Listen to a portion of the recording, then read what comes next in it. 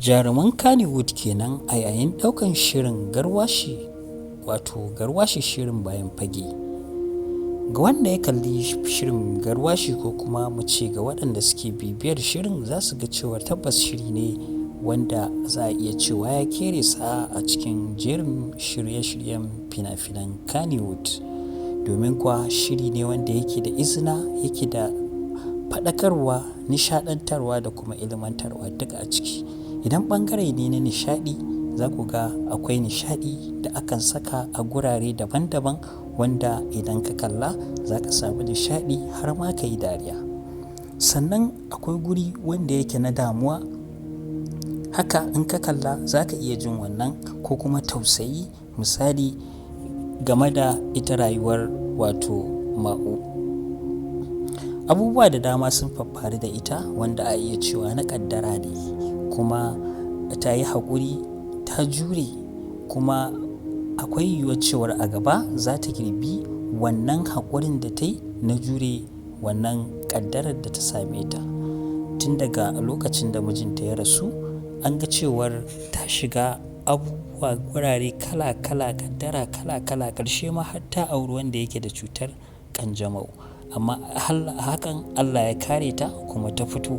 Haka ta yi soyayya da mutane kala-kala waɗanda duk kowanne sai an fara sai ɓangaren mahaifiyarsa sai ta nuna ba ta so, sakamakon ziga da mutane suke yi a kanta, a ce mata mazinaciya, a ce mata ba ta da tarbiyya, a ce mata tana da cutar ƙanjamau. Babu abin da ba a gaya mata ba a cikin shirin garwashi.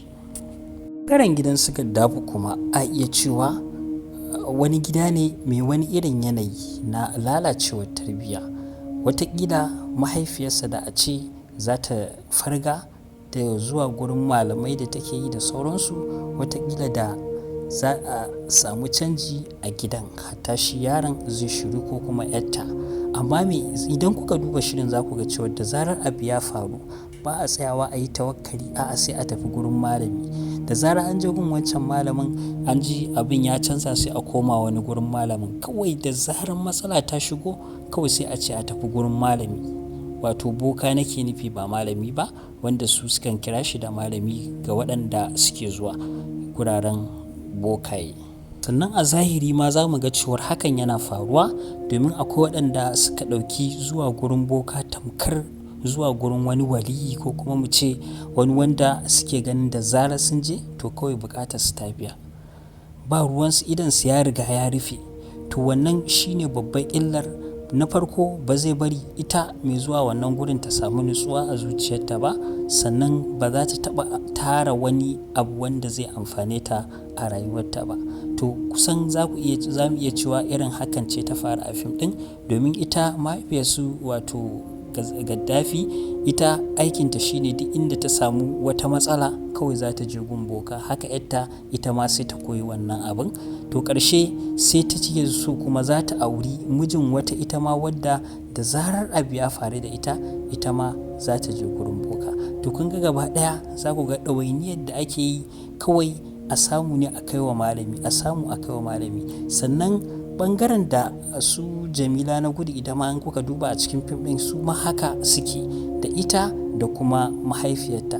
Duka aikinsu shine su je gurin boka a duba musu abu ko kuma a ba su magani su barbaɗa ko wani abu makamancin haka.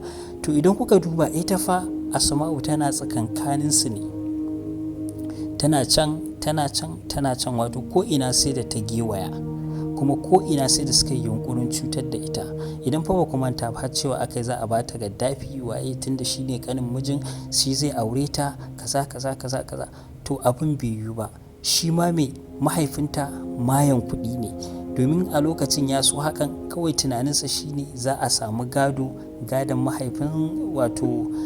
mijinta zai dawo hannunta, sannan shi kuma mahaifin zai amfana da shi. Shi ne kawai bukatarsa, in dai da kuɗi to bai da matsala. Haka ya je ya aura mata wancan, idan za ku iya tunawa, wato mai wannan cuta ta ƙanjamau ɗin wanda ya fito a mahaifinsu Jamila na gudu. To a lokacin shi mahaifin bai damu da me zai faru ba, bai yi bincike ba, bai sanya yake ba. Wannan kuɗi da ake ba shi ya ruɗa shi, yake ganin cewar zai aura mata shi a tunaninsa idan ta je gidan ta huta, sannan shi ma zai ringa samun wani kaso nashi daga cikin abin da take amfana da shi. Shine kawai burinsa. In dai mai kuɗi zai zo to fa ba ruwansa da bincike, ba ruwansa da yaya halin da yarsa za ta shiga. Hajja, mun ji wani sabon suna da kika sawa. Ya sunan ne? Ai ita ce wannan yar baka da bala kalbada. Baka Bada kalbala. Bada kalbala. baka bada alabala.